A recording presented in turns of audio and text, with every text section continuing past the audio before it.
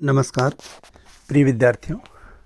हम बीए प्रथम वर्ष में हिंदी साहित्य प्रथम प्रश्न पत्र में सूरदास के पदों का अध्ययन कर रहे हैं जो भ्रमर गीत सार से संबंध है।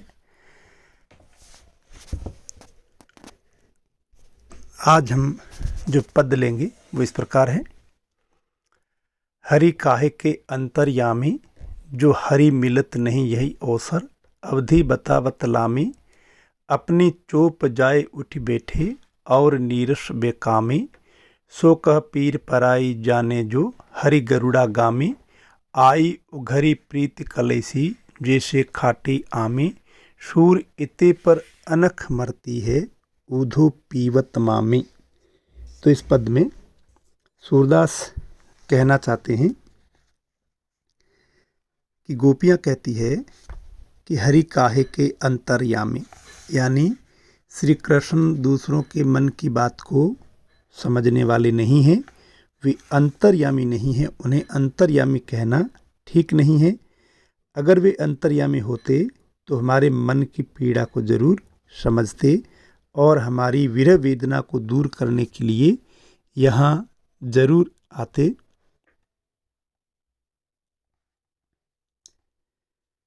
लेकिन वे यहाँ से चले जाने के बाद कभी वापस नहीं आए हैं। आगे गोपियाँ कहती है, जो हरि मिलत नहीं यही ओसर, अवधि बतावत लामी, यानी उन्होंने एक बार भी मिलने के बजाय वे लंबी अवधि बताते जा रहे हैं। गोपियाँ उनकी विरह वेदना में पीड़ित है, लेकिन वे मिलने के बजाय हमें लंबी अवधि ही बताते जा रहे हैं, यानी उनके इंतज़ार में एक लंबा समय बीत रहा है, पर हरि एक बार भी हमें दर्शन देने नहीं आए। आगे गोपियाँ कहती है, अपनी चोप जाए उठी बैठे और निरस बेकामी। श्री कृष्ण ने हमारे हृदय में चाहत तो उत्पन्न कर दी, लेकिन चाहत उत्पन्न करने के बाद में स्वयं यहाँ से प्रस्थान कर गए, यानी हमारे अंदर चाहत उत्पन्न करके हमें तो हर लिया, लेकिन चाहत उत्पन्न होने के बाद में श्री कृष्ण यहाँ से मथुरा चले गए और ऐसी स्थिति में हमारा जीवन ही निरस और बेकामी हो गया है। सो कह पीर पराई जाने जो हरि गरुड़ा गामी। इस तरह गोपियाँ कहती है, वो भला पराई पीड़ा को क्या जान सकता है जो आकाश में विचरण करता है, यानी जो यथार्थ का जीवन नहीं जीता है। आकाश में विचरण करने वाला भला वो धरती पर रहने वाले लोगों की पीड़ा को क्या जान सकता है। हम भी उनके लिए, गोपियाँ कह रही, हम भी उनके लिए पराई हो गई है। आगे गोपियाँ कहती है, आई उघरी प्रीति कलैसी जैसे खाटी आमी। अब श्री कृष्ण के प्रेम की कलई खुल गई है, यानी उनकी प्रेम की सच्चाई सामने आ गई है। और जैसे ही सच्चाई सामने आई है तो पता चला कि वे वास्तव में हमसे प्रेम नहीं करते थे।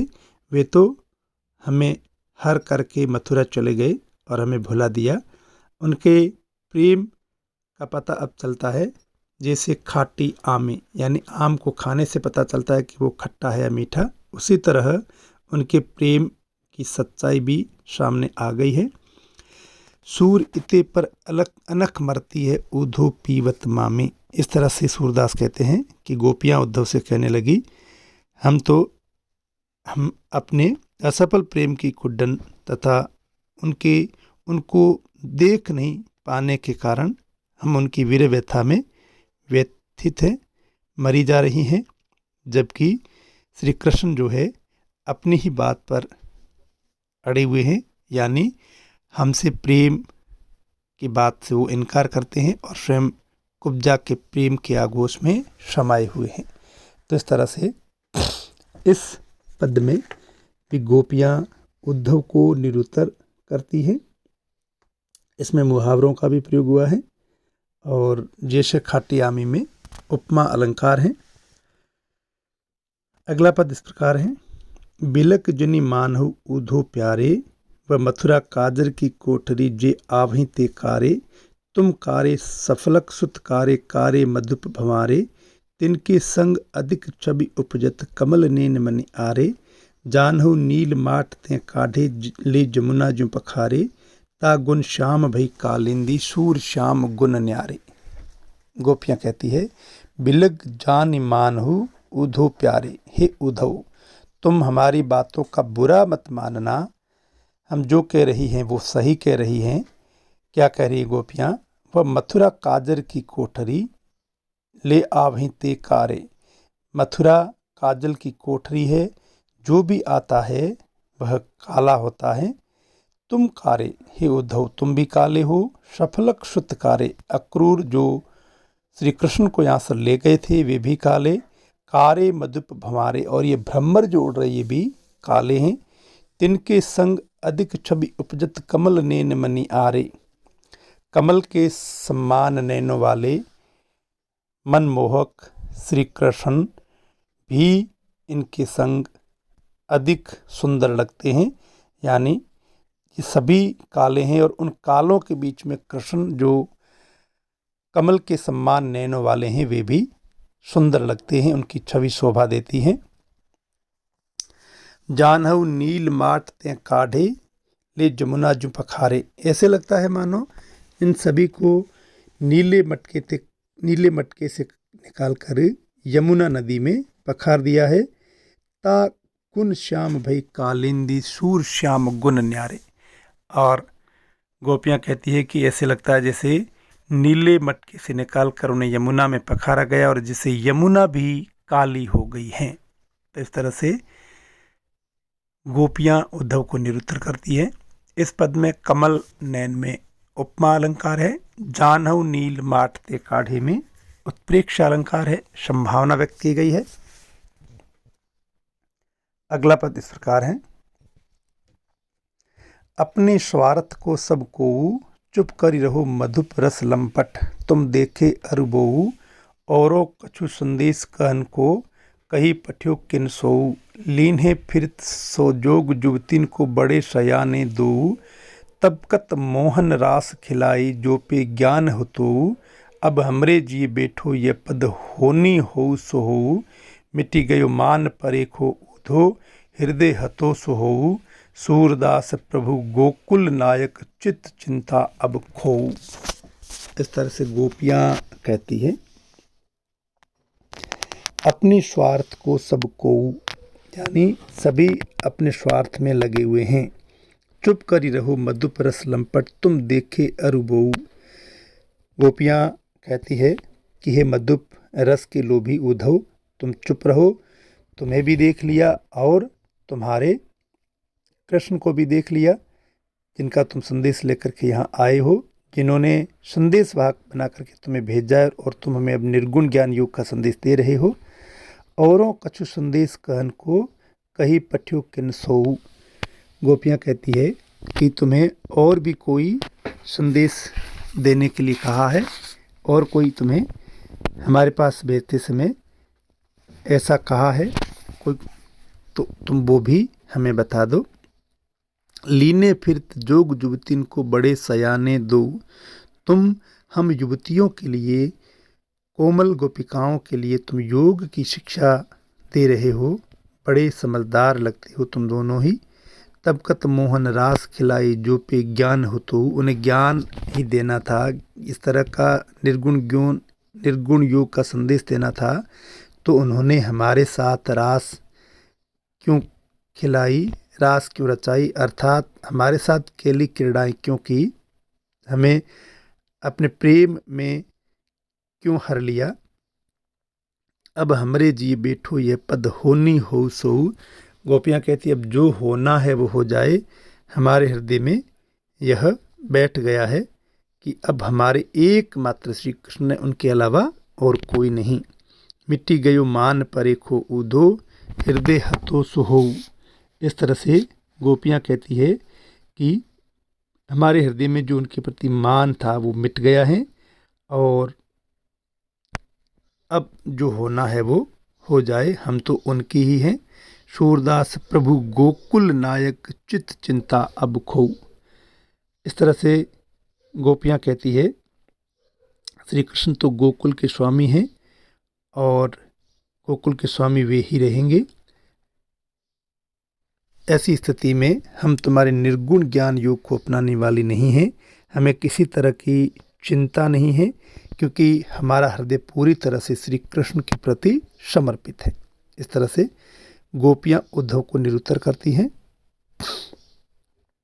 अगला पद इस प्रकार है, तुम जो कहत संदेशो आनी, कहा करो बा नंद नंदन सो होत नहीं हित हानि, जोग जुगति की काज हमारे यद्यपि महासुख खाने, सनेह सनेह श्याम सुंदर के हिल मिल के मन माने, सोहत लोह परसी पारस जो सुबरन बारह बानी, पुनि वह चोप कहाँ चुंबक जो लटपटाए लपटानी, रूप रहित निराशा निर्गुण निगमहु परतन जानी, सूरजदास कौन विधि तासो अब कीजे पहचानी।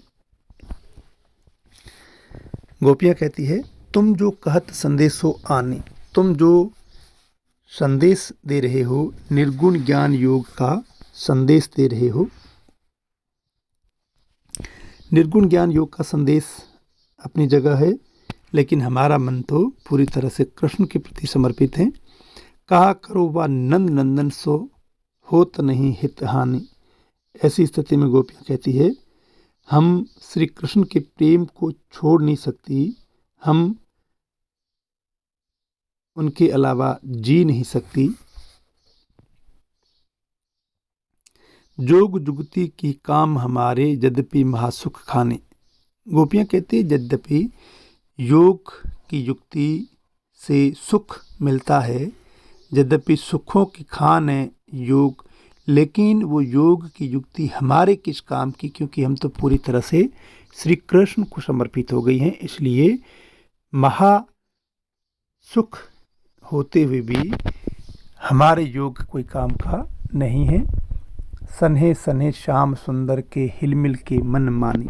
हम तो पूरी तरह से श्री कृष्ण मय हो गई है, उनके प्रेम में शन गई है, और उनके साथ केली क्रीड़ाएँ करना हमारे लिए सौभाग्य की बात थी।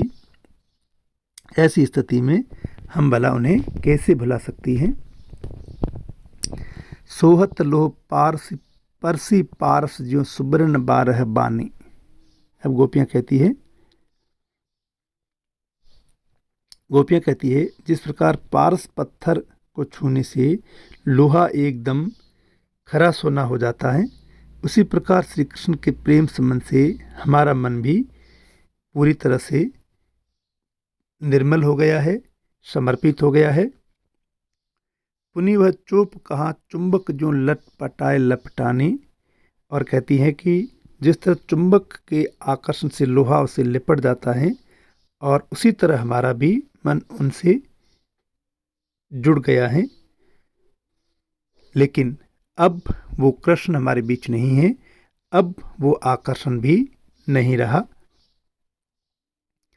रूप रहित निराशा निर्गुण निगम परत न जानी। इस तरह गोपियाँ कहती है, तुम्हारा निर्गुण ब्रह्म तो आकार रहित है, उसका कोई रूप नहीं, और उसमें हमें कोई आशा भी नहीं दिखाई देती है। निगम परत न जानी, और वेद भी उसे नहीं जान पाते हैं। ऐसा तुम्हारा निर्गुण दुर्गम और कठिन है, जहाँ पहुँचा नहीं जा सकता। सूरजदास कौन विधि तासो अब कीजे पहचाने। इस तरह से सूरदास कहते हैं, गोपियाँ कहने लगी कि जिस तरह निर्गुण ब्रह्म को जानना मुश्किल है, कठिन है, उसकी पहचान भी नहीं हो सकती, अर्थात वह अगम्य है, निराकार निर्गुण है, उसकी साधना हमारे लिए कठिन है।